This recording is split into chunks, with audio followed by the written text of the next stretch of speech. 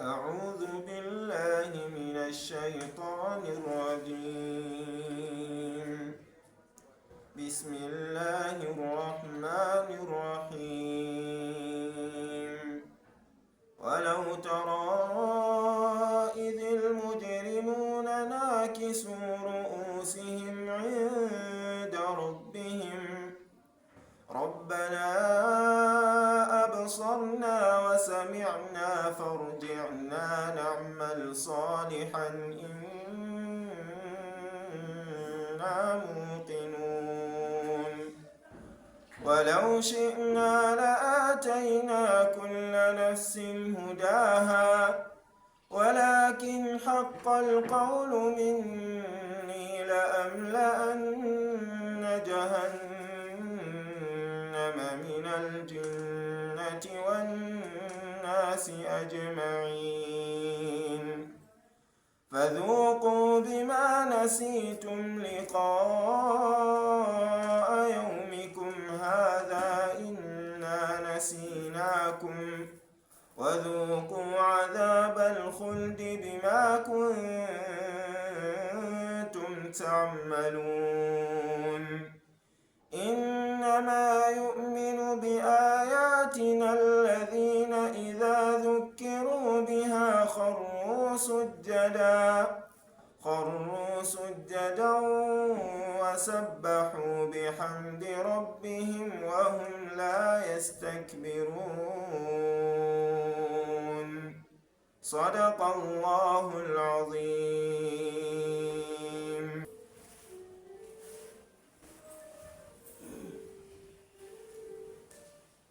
الحمد لله والصلاة والسلام على رسول الله الأمين وعلى آله وصحبه ومن والاه وتبع سنته إلى يوم الدين وبعد. Chers frères, assalamu alaikum wa rahmatullahi wa barakatuh. Rabbi shrah li sadri wa yassir li amri wa hlul 'uqdatan min lisani yafqahu qawli.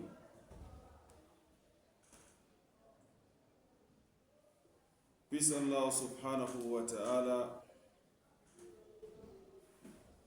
nous garantir la paix, la sécurité, qu'Allah subhanahu wa ta'ala illumine nos cœurs, qu'Allah subhanahu wa ta'ala absout nos péchés, qu'Allah subhanahu wa ta'ala nous accorde son paradis. Ses bienfaits sont innombrables. Nous en demandons toujours, à chaque moment, à chaque instant. Aujourd'hui, chers frères, nous allons prendre un nouveau point sur la vérité et la sincérité.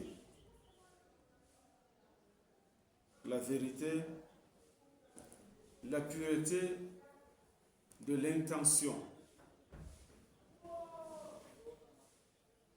Cette vérité, c'est l'une des principales qualités des prophètes que Allah subhanahu wa ta'ala a envoyés à l'humanité. Ils ont été véridiques dans leurs paroles, mais aussi dans leurs actes.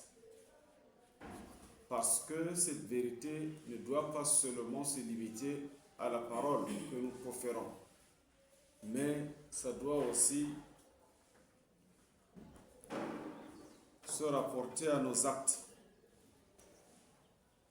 La pureté de l'intention, la sincérité les a accompagnés de l'intérieur comme de l'extérieur. Ils ont été sincères sur les actes qu'ils posent, que l'on voit, mais aussi sur ce que l'on ne voit pas.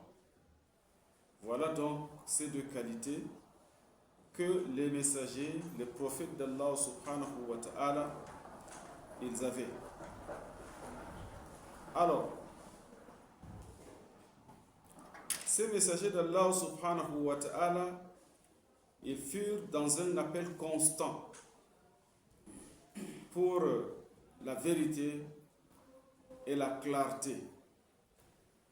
Et ce, à travers leurs paroles et leur comportement puisé de la droiture divine.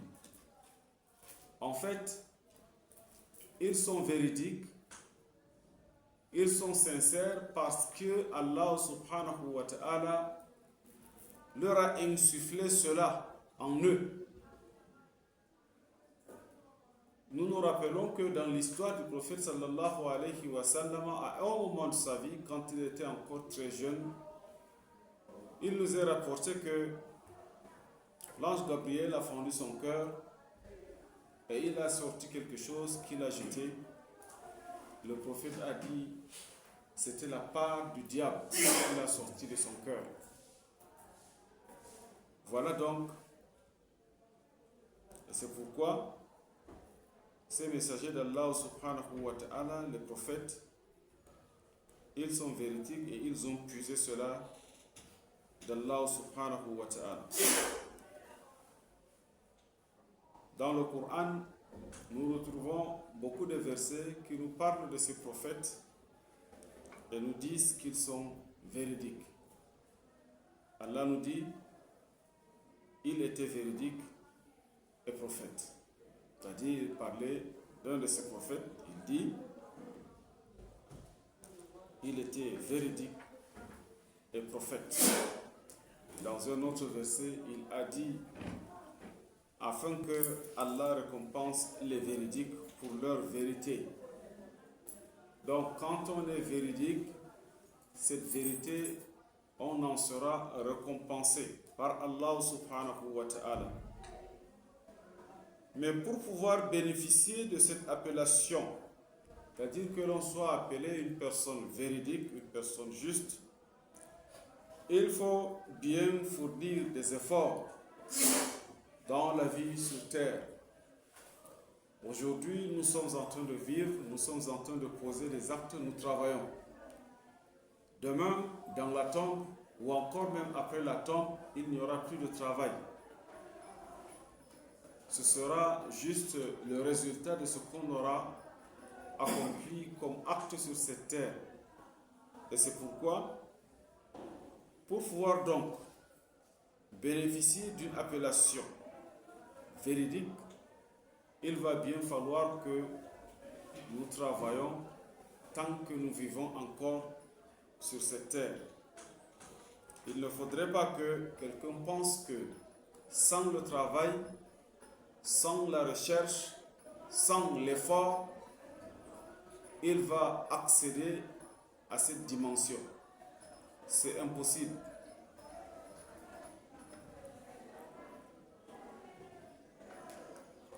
Le prophète sallallahu alayhi wa sallam disait parfois à sa fille Fatima, il lui disait à Fatima, je suis ton père, je suis ton père. Tout ce que j'ai t'appartient. Mais devant Allah subhanahu wa ta'ala, je ne pourrai rien pour toi. Donc, il n'y aura que ton travail et rien que ton travail, ton œuvre à toi, personnelle. C'est pourquoi chacun de nous devrait beaucoup œuvrer. Allah subhanahu wa ta'ala nous cite dans certains versets ce qui est important, le plus important. Il le dit en ces termes: ô vous les croyants, craignez Allah et soyez avec les véridiques. Craignez Allah et soyez avec les personnes véridiques, les personnes justes. En fait, c'est ça la bonne compagnie. C'est-à-dire que le fait de beaucoup côtoyer des personnes véridiques est un moyen efficace de copier de leurs attitudes et comportements et de s'approprier la pureté de l'intention. Si donc nous voulons changer notre moralité, nous voulons changer notre caractère, nous voulons passer du plus bas au plus élevé, nous voulons devenir des personnes sincères, nous voulons devenir des personnes véridiques, alors il faut soigner sa compagnie. Il faut chercher à avoir un bon compagnon. Il faudrait que votre compagnon soit une personne véridique, une personne positive, une personne qui peut vous tirer vers le haut, une personne qui va vous aider à avancer vers la droiture. Et automatiquement, si alors notre compagnie elle est mauvaise, nous puiserons de ces compagnons de mauvais caractères. Et ce sont ces mauvais caractères, ces mauvais comportements qui causent notre perte au jour de la résurrection. Chacun de nous devrait chercher à savoir ou encore à connaître qu'est-ce qu'il veut devenir au jour de la résurrection. De quel côté il souhaite être, du bon côté ou du mauvais côté. Notre objectif, certes, c'est d'être du bon côté. Allah subhanahu wa ta'ala nous dit dans le Coran, il nous parle du jour de la résurrection. فَأَمَّا مَنْ أُوتِيَ كِتَابَهُ بِيَمِينِهِ فَسَوْفَ يُحَاسَبُ حِسَابًا يَسِيرًا وَيَنْقَلِبُ إِلَى أَهْلِهِ مَسْرُورًا. Celui à qui ces feuilles lui sera remis par sa main droite, alors il recevra un jugement léger et il retournera vers sa famille heureux. Voilà ce que nous recherchons. Si donc c'est ça que nous voulons, alors nous devons soigner notre compagnie.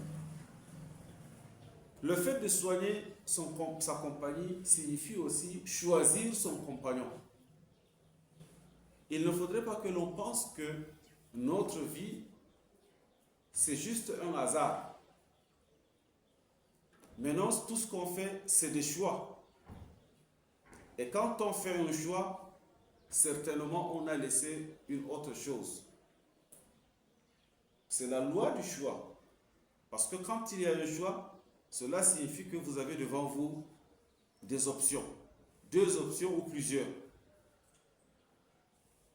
Si c'est 2, vous devez, n'est-ce pas, en choisir l'une des 2. Si donc nous avons des choix devant nous, alors nous devons nous rassurer que nous avons fait le meilleur choix. Nous avons un bon compagnon. Un compagnon qui peut nous aider. C'est très important dans la vie du musulman.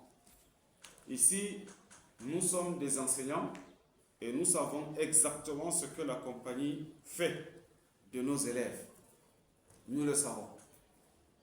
Mais il ne faudrait pas qu'on pense que cela se limite seulement à nos élèves. Même les grandes personnes sont rattrapées par leur mauvaise compagnie. Ou encore, ils sont guidés, honorés à cause de la bonne compagnie. Donc, nous devons être vraiment sélectifs. C'est ce que Allah subhanahu wa ta'ala nous dit dans ce verset. Ya ayyuhalladhina amanu taqullaha wa kunu ma'as-sadiqin. Oh vous les croyants, craignez Allah et soyez avec les véridiques, les personnes véridiques, les personnes justes, les personnes de droiture.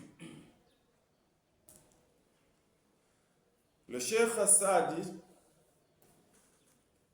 explique les bienfaits de la compagnie des véridiques et le méfait de se séparer d'eux. Il dit: le chien des hommes de la caverne a réussi, car il est cité dans le Coran grâce à sa compagnie des pieux et sa sincérité vis-à-vis d'eux. Par contre, les épouses de Nuh et de Lut, alayhim assalam, sont dans l'enfer du fait de la compagnie des personnes perverses.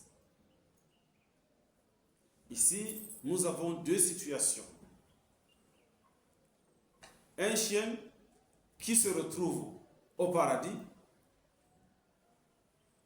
et des êtres humains qui se retrouvent en enfer.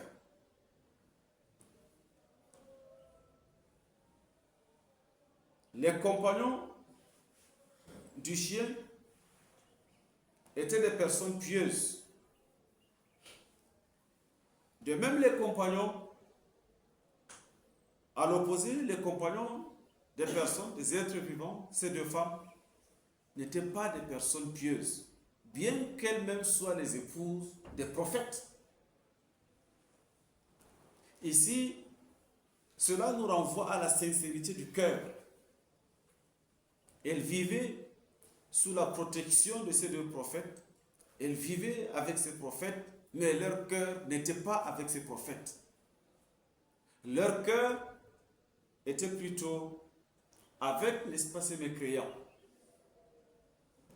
Et c'est pourquoi les actes qu'elles posaient ressemblaient plus aux actes des personnes perverses. C'est pourquoi Allah subhanahu wa ta'ala les a mis en enfer. Le chien, bien que chien, il se retrouve au paradis. Bien que chien, il se retrouve au paradis. C'est vraiment un paradoxe. Donc, ce que nous pouvons retenir de ça, c'est que il ne suffit pas d'être compagnon d'une personne pieuse. C'est-à-dire, il ne suffit pas seulement de marcher avec la personne. Il ne faudrait pas que ce soit une question d'apparence, que je suis en train de marcher avec des personnes de bonne moralité. Non. Il faudrait aussi que cela se retrouve dans votre cœur. Vous le faites parce que c'est ce que vous souhaitez. Parce que vous espérez vous aussi copier de ces personnes-là. Mais tant que vous marchez seulement pour des intérêts autres que cela, alors la finalité, vous vous retrouverez, n'est-ce pas, avec les personnes dont le cœur est le plus proche. Nous prions Allah subhanahu wa ta'ala de protéger nos cœurs.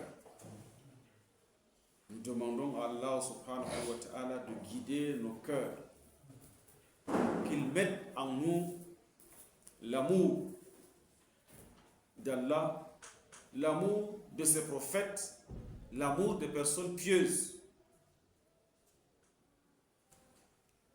Tout part de notre cœur. Alors, ce que nous pouvons dire par rapport à tout ça, c'est que la vérité et la sincérité sont d'une grande importance dans la vie du croyant. Les prophètes, eux, ils diffusaient cette vérité et cette sincérité dans leur langage et aussi dans leurs actes. Ce n'est pas seulement la langue qui parle, dit la vérité, oh c'est bon d'être juste. Non, ce n'est pas seulement ça. Mais il faudrait aussi que nos actes accompagnent notre parole. Joindre, n'est-ce pas, l'acte à la parole. La compagnie des personnes véridiques peut rendre une personne véridique si elle est sincère. La compagnie des personnes véridiques peut rendre véridique si l'on est sincère. Celle des personnes injustes rend aussi injuste. Même les animaux de compagnie bénéficient des caractères positifs de leurs compagnons et vice-versa.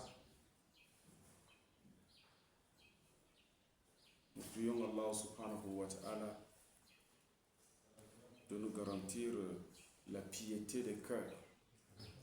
Innahu waliyyu dhalika wal qadiru alayh. ربنا اغفر لنا ولإخواننا الذين سبقونا بالإيمان ولا تجعل في قلوبنا غلا للذين آمنوا ربنا إنك رؤوف رحيم ربنا هب لنا من أزواجنا وذرياتنا قرة أعين واجعلنا للمتقين إماما ربنا آتنا في الدنيا حسنة وفي الآخرة حسنة وقنا عذاب النار صلى الله وسلم على النبي الكريم سبحان ربك رب العزة عما يصفون وسلام على المرسلين والحمد لله رب العالمين. الفاتحة.